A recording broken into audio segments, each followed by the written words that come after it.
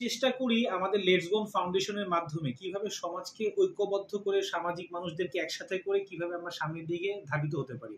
এখানে সবচেয়ে গুরুত্বপূর্ণ বিষয় হলো যে বাংলাদেশ ইউথ ক্লাব যখন আমরা প্রতিষ্ঠা করেছি 2010 সালে, আমরা তখন থেকেই প্রত্যেকটা মিটিংয়ে আমরা এই বিষয়গুলো নিয়ে কথা বলি যে এখনকার জেনারেশনের কি করা উচিত। তাদেরকে একটা জিনিস ছোটবেলা থেকেই বোঝা উচিত যে সেই জেনারেশন যদি অবশ্যই মুসলমান হয় তার 5 ওয়াক্ত নামাজ পড়তেই হবে।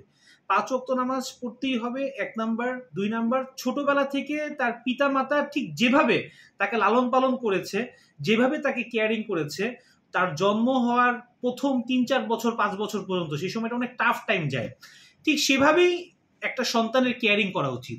আপনার পৃথিবীতে জন্মই হয়েছে এই কারণে। আপনার 5 ওয়াক্ত নামাজ পড়া, যেটা আল্লাহ আপনাকে বলেছে যে 5 ওয়াক্ত নামাজ পড়তেই হবে, পিতামাতাকে সর্বোচ্চ রেসপেক্ট করতেই হবে, কারো হক মারা যাবে না। এই 3টা জিনিস মেনটেন করার পরে আমরা ইউথদেরকে বলে থাকি যে আপনাদের যা মন চায় তারপরে করেন। দেখেন, এই 3টা জিনিস মেনটেন করার পরে অটোমেটিক্যালি কিন্তু মানুষ নেগেটিভ কাজের সাথে সম্পৃক্ত হতে পারবে না।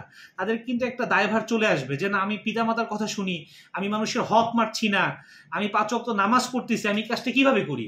তো এখানে বিষয়টা হলো, এভাবে যদি আমরা সমাজকে, আমাদের সংস্থার সদস্যদেরকে, ইউথদেরকে, তাদেরকে আমরা এই ট্রেনিংগুলো দিয়ে দেশের দিকে আমরা সামনের দিকে এগিয়ে নেওয়ার জন্য আমরা কাজ করতে পারি, তাহলে অবশ্যই আমার মনে হয় যে আমরা সামনের দিকে ধাবিত হতে পারবো। আর আমাদের স্লোগানটা হলো দেশ আমার দায়িত্ব আমার। দেখেন, অনেকে মনে করে যে এই কাজ আমি কেন করবো, এই কাজ আমি কেন করবো, কারণটা কি? কারণ এর কারণটা হলো যে পুলিশের কাজ করবে, রাস্তার মেথরে কাজ করবে, এই জন্য কি আপনি জিনিসটা সরাবেন না? দেখেন, বাংলাদেশে কোনো পলিটিক্যাল দল এই শিক্ষা কিন্তু দেয় না আমার জানা মতে, যে রাস্তায় একটা কলার সোলা ফালানো থাকলে আপনি জিনিসটাকে সরান, এই জিনিসটা কিন্তু আপনি কেউকে বলে না। তারপর দেখেন, একটা পাথর বড় পড়ে থাকলে এটা একটু সরাই দেওয়ার জন্য, এটার জন্য কিছু লাগে না।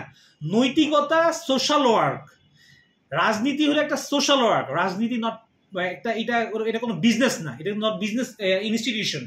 আপনি একটা সোশ্যাল ওয়ার্ক করতে আসলে আপনি সবকিছুরই সোশ্যাল ওয়ার্ক নিতে হবে। একটা মানুষকে ভালো একটা বুদ্ধি দেওয়া সোশ্যাল ওয়ার্ক। আর সবচেয়ে বড় ব্যাপার হলো, বাংলাদেশের মানুষের কেউ বিশ্বাসই করে না সে মারা যাবে। সবচেয়ে অদ্ভুত একটা ব্যাপার, কেউ বিশ্বাস করে না যে ভাই আমি একটু পরে মারা যাবো। এই একটা মানুষ যদি মৃত্যুর ভয়টা থাকে ন্যূনতম, একটা সন্তানের যদি তার পিতা